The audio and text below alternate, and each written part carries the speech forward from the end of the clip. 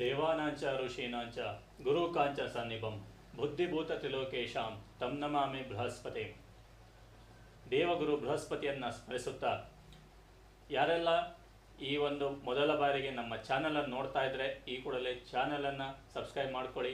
ಹಾಗೆ ವಿಡಿಯೋನ ನೋಡ್ತಾ ಇದ್ದರೆ ಆ ವಿಡಿಯೋನ ಚಾನಲ್ ಸಬ್ಸ್ಕ್ರೈಬ್ ಮಾಡಿಕೊಂಡು ನೋಟಿಫಿಕೇಷನನ್ನು ಕ್ಲಿಕ್ ಮಾಡಿ, ನಂತರ ಬೆಲ್ ಐಕಾನ್ ಕ್ಲಿಕ್ ಮಾಡಿ. ಅದರ ಮೂಲಕ ನಾವು ಅಪ್ಲೋಡ್ ಮಾಡುವ ಎಲ್ಲ ಹೊಸ ವಿಡಿಯೋಗಳು ಅತಿ ಶೀಘ್ರದಲ್ಲಿ ನಿಮಗೆ ಕಂಡು ಬಂದು ಒಳ್ಳೊಳ್ಳೆ ವಿಷಯವನ್ನು ನೀವು ತಿಳ್ಕೊಳ್ಳಿಕ್ಕೆ ಸುಲಭ ಆಗ್ತದೆ.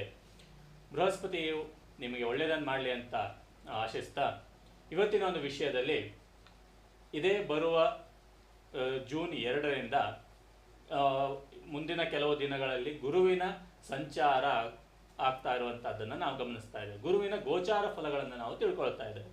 ಗುರುವಿನ ಗೋಚಾರ ಫಲ ಹೇಗಿದೆ, ನಿಮ್ಮ ರಾಶಿಯ ಮೇಲೆ ಯಾವೆಲ್ಲ ಫಲ ಸಿಗ್ತಾ ಇದೆ ಅನ್ನುವಂತಹದ್ದನ್ನು ನಾವು ನೋಡ್ಬೋದು.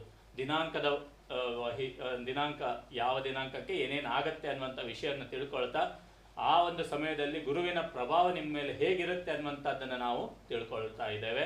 ಹಾಗಾಗಿ ಯಾವುದೇ ಕಾರಣಕ್ಕೂ ವಿಡಿಯೋವನ್ನು ಸ್ಕಿಪ್ ಮಾಡಬೇಡಿ, ಓಡಿಸದೆ ಸರಿಯಾಗಿ ನೋಡಿಕೊಂಡು ವಿಷಯವನ್ನು ತಿಳ್ಕೊಳ್ಳಿಕ್ಕೆ ನಿಮಗೆ ಸಹಾಯ ಆಗ್ತದೆ. ಮೊದಲಿಗೆ ನಾವು ಈ ಒಂದು ವಿಷಯವನ್ನು ನೋಡುವಂಥದ್ದಾದರೆ ದೇವಗುರು ಬೃಹಸ್ಪತಿ ಎಲ್ಲ ಗ್ರಹಗಳಲ್ಲಿ ಶುಭಗ್ರಹ ಅಂತ ನಾವು ಪರಿಗಣನೆ ಮಾಡ್ತೇವೆ. ಗುರುವಿನ ಒಂದು ಅನುಗ್ರಹ ಇದ್ದರೆ ನಾವು ಏನೆಲ್ಲ ಸಾಧನೆ ಬೇಕಾದ್ರೂ ಮಾಡ್ಬೋದು ಅನ್ನುವಂತಹದ್ದು ವಿಷಯ. ಅದೇ ದೇವಗುರು ಬೃಹಸ್ಪತಿ ನಿಮ್ಮ ಒಂದು ಜಾತಕದಲ್ಲಿ ಅತ್ಯಂತ ಶುಭ ಸ್ಥಾನದಲ್ಲಿದ್ದರೆ ನಿಮ್ಮನ್ನು ಹಿಡಿಯೋರೇ ಇಲ್ಲ ಅನ್ನುವಂತಹ ವಿಷಯ. ಹಾಗಾಗಿ ಈ ಬೃಹಸ್ಪತಿ ಇದೇ ಒಂದು ವರ್ಷದಲ್ಲಿ ಉಚ್ಚ ಸ್ಥಾನಕ್ಕೆ ಹೋಗ್ತಾ ಇದ್ದಾನೆ. ಉಚ್ಚ ಸ್ಥಾನಕ್ಕೆ ಹೋಗಿ ನಿಮಗೆ ಒಂದು ಅತ್ಯುತ್ತಮವಾದಂತಹ ದಾರಿಯನ್ನು ಕರುಣಿಸ್ತಾ ಇದ್ದಾನೆ ಅನ್ನುವಂತಹದ್ದನ್ನು ಮುಖ್ಯವಾಗಿ ಗಮನಿಸಬೇಕಾದಂಥ ವಿಷಯ. ಯಾವ ದಿನ ಅನ್ನುವಂಥದ್ದು ನಾವು ನೋಡ್ತಾ ಹೋದರೆ ಈ ಒಂದು ವರ್ಷ 2026ರಲ್ಲಿ ಗುರು 4 ಬಾರಿ ಬದಲಾವಣೆ ಇದೆ. ಗುರುವಿನ ಬದಲಾವಣೆ 4 ಬಾರಿ ಇದೆ. ಯಾವೆಲ್ಲ ಬದಲಾವಣೆಯಲ್ಲಿ ಏನೆಲ್ಲ ಗಳಿಸ್ತೀರಾ ಅಥವಾ ಏನೆಲ್ಲ ಒಂದು ವಿಷಯವನ್ನು ತಿಳ್ಕೊಳ್ಬೋದು ಅಂತ ನೋಡೋದಾದರೆ ಮೊದಲಿಗೆ ಇದೇ ಜೂನ್ 2 2026ಕ್ಕೆ ಗುರು ಕರ್ಕಾಟಕ ರಾಶಿಗೆ ಹೋಗ್ತಾನೆ. ಕರ್ಕಾಟಕ ರಾಶಿಯನ್ನು ಗುರುವಿಗೆ ಉಚ್ಚ ಸ್ಥಾನ ಅಂತ ಹೇಳ್ತೇವೆ. ಅಂದರೆ ಅತ್ಯುತ್ತಮವಾದಂತಹ ಅತಿ ಪ್ರಬಲವಾದ ಸ್ಥಾನ, ಗುರುವಿಗೆ ಅತ್ಯಂತ ಪ್ರಬಲವಾದ ಸ್ಥಾನ ಕರ್ಕಾಟಕ ರಾಶಿ ಆಗಿರ್ತದೆ. ಈ ಒಂದು ಸಮಯದಲ್ಲಿ ಗುರು ಮಿಥುನ ರಾಶಿಯನ್ನು ಬಿಟ್ಟು, ಸದ್ಯಕ್ಕೆ ಮಿಥುನ ರಾಶಿಯಲ್ಲಿದ್ದಾನೆ, ಮಿಥುನ ರಾಶಿಯನ್ನು ಬಿಟ್ಟು ಕರ್ಕಾಟಕ ರಾಶಿಗೆ ಹೋಗುವಂತಹದ್ರಿಂದ ಇಲ್ಲಿ ಗುರು ಅತ್ಯಂತ ಉತ್ತಮ ಸ್ಥಿತಿ, ಉಚ್ಚ ಸ್ಥಿತಿ ಅಂದರೆ ಉತ್ತಮ ಸ್ಥಿತಿಯಲ್ಲಿ ಹೋಗಿರ್ತಾನೆ. ಹಾಗೆ ಇದು ಗುರುವಿಗೆ ಶಕ್ತಿಶಾಲಿ ಸಮಯ ಅಂತ ಆಗಿರ್ತದೆ. ಈ ಸಮಯದಲ್ಲಿ ಗುರು ಯಥೇಚ್ಛವಾದ ಆಶೀರ್ವಾದವನ್ನು ನೀಡ್ತಾನೆ. ಈ ಸಮಯದಲ್ಲಿ ನಿಮ್ಮ ಒಂದು ಮಾನಸಿಕ ಆರೋಗ್ಯ ಆಗಿರ್ಬೋದು, ಆಧ್ಯಾತ್ಮಿಕ ಜಾಗೃತಿ ಇರಬಹುದು, ಹಾಗೆ ಅಪಾರವಾದ ಧನ ಸಂಪತ್ತನ್ನು ಪಡೀಲಿಕ್ಕೆ ಅತ್ಯುತ್ತಮವಾದಂತಹ ದಿನಗಳಾಗಿರ್ತದೆ. ಏಕೆಂದರೆ ಗುರು ಉನ್ನತ ಸ್ಥಾನದಲ್ಲಿದ್ದಾಗ ನಾವು ಹೆಚ್ಚು ಯಾರು ಈಗ ಕೋಟ್ಯಾಧೀಶ್ವರ ಹತ್ರ ಎಷ್ಟೆಲ್ಲ ಹಣ ಇರ್ತದೆ, ಅವರು ಏನು ಬೇಕಾದ್ರೂ ಮಾಡ್ಬೋದಲ್ವ. ಅದೇ ರೀತಿ ನಿಮ್ಮ ಸ್ಥಾನದಲ್ಲಿ ಗುರು ಒಳ್ಳೆಯ ಸ್ಥಾನದಲ್ಲಿದ್ದಾಗ, ಗುರು ಉಚ್ಚ ಸ್ಥಾನಕ್ಕೆ ಹೋದರೆ ನಿಮಗೂ ಕೂಡ ಒಳ್ಳೆಯದಾಗುವಂತಹದ್ದನ್ನು ನಾವಿಲ್ಲಿ ಗಮನಿಸ್ಬೋದು.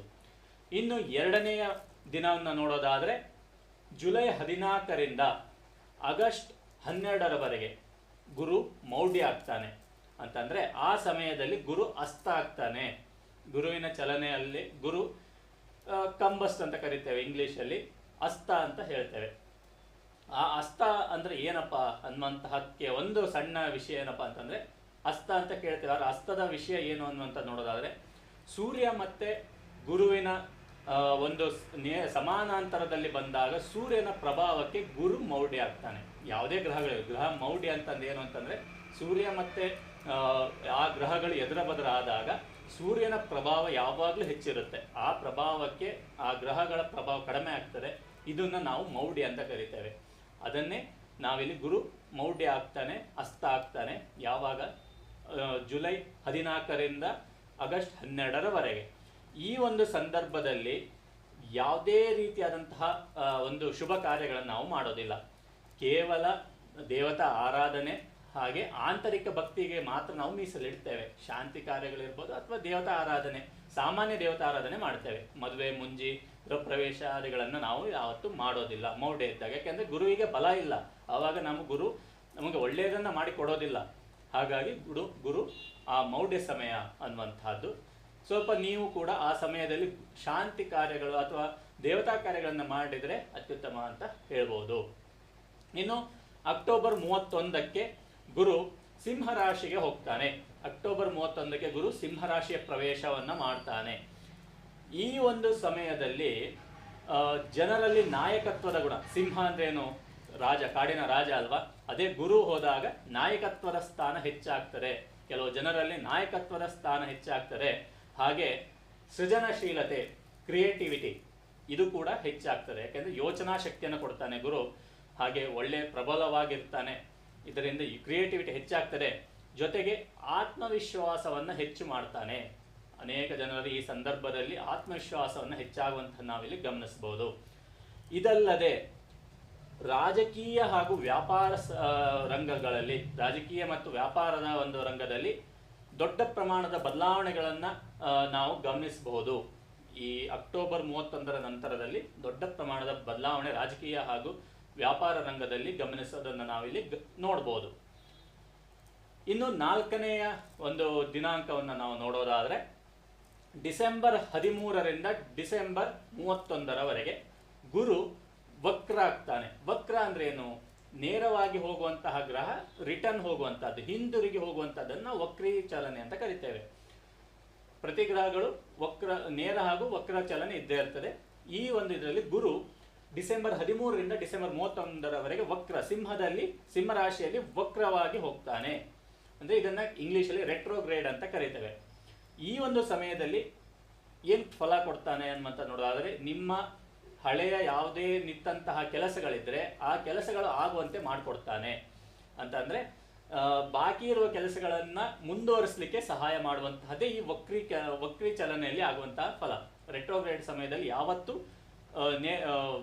ಹಿಂದೆ ಯಾವುದೋ ಬಿಟ್ಟಂತ ಕೆಲಸಗಳು ಅದು ಮುಂದುವರಿಯೋಕ್ಕೆ ಸಾಧ್ಯತೆ ಹೆಚ್ಚಿರ್ತದೆ. ಆದರೆ ನಿರ್ಧಾರ ತೆಗೆದುಕೊಳ್ಳುವಾಗ ಸ್ವಲ್ಪ ಎಚ್ಚರಿಕೆಯಿಂದ ನಿರ್ಧಾರ ತೆಗೆದುಕೊಳ್ಳಿ ಎನ್ನುವಂತಹದ್ದು ಮುಖ್ಯವಾದ ವಿಷಯ. ಈ ಒಂದು ವಿಡಿಯೋದಲ್ಲಿ ನೀವು ಗುರುವಿನ ಚಲನೆ, ಈ ವರ್ಷದ ಗುರುವಿನ ಚಲನೆ ಬಗ್ಗೆ ನೀವು ತಿಳ್ಕೊಂಡ್ರಿ.